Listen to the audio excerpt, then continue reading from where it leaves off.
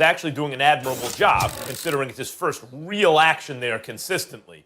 But you ain't going to beat the Chiefs trying to, ball control. You're going to have some dynamism in your offense and try to get them into a shootout. And the Saints, by the way, also have, until very recently, a very, very good defense. They were on a run there for about a month where the defense looked like the best in the game, even if not the most talented.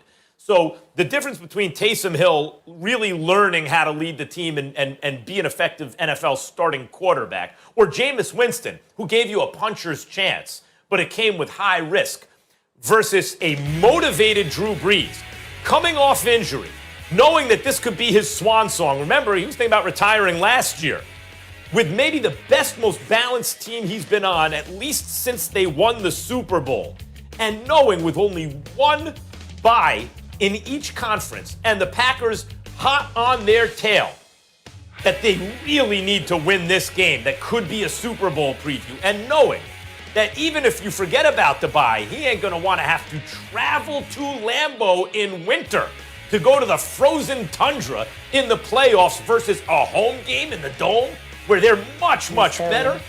There's so much on the line for Brees, guys. I think it makes an enormous difference in this matchup.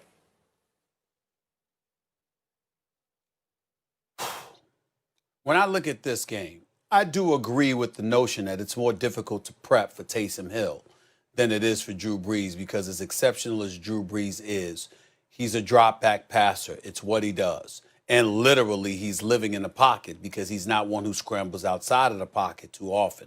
When you take that into consideration and you think about the maneuverability of a Taysom Hill, the way the wheels that he has on him, how he is a threat at the quarterback position to run the football and move the chains that way, it's more difficult to defend against that if you're the Kansas City Chiefs than to defend against Drew Brees.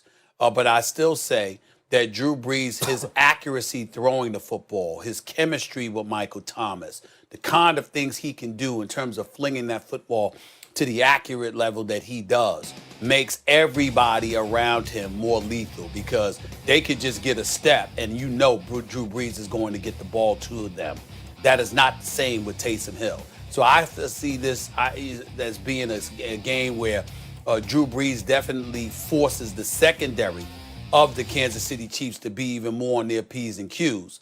But also, if you're Sean Payton, to keep Kansas City off balance, you can still utilize Taysom Hill in a fashion that you did for years prior to Drew Brees getting injured. I look at it as Drew Brees definitely being a significant upgrade as opposed to him being out and Kansas City strictly having to prepare for Taysom Hill. Yeah, I don't think Hill gave him I think Hill gave him the third best chance of all the quarterbacks on the roster. Again, what's the one game the Chiefs lost this season? To who? They gave up 40 points. I think number one, Drew Brees gives them the best chance.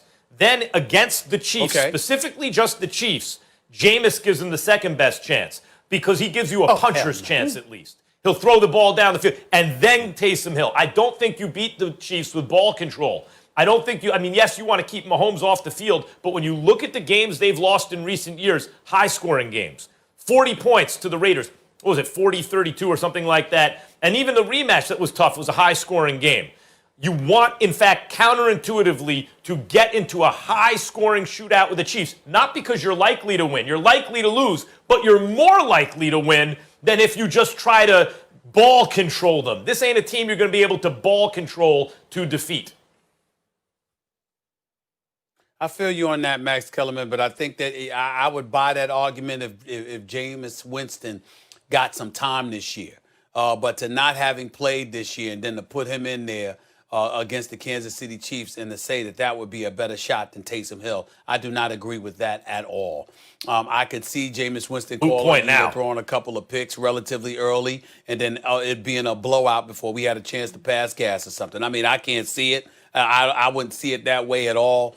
I definitely think that Drew Brees is Drew Brees, and Taysom Hill, you utilize him that way, and you make them a two-headed monster for the purposes of going up against the Kansas City Chiefs. I think that's how you would do that. I do not believe that Jameis Winston would give them a better chance in this particular contest.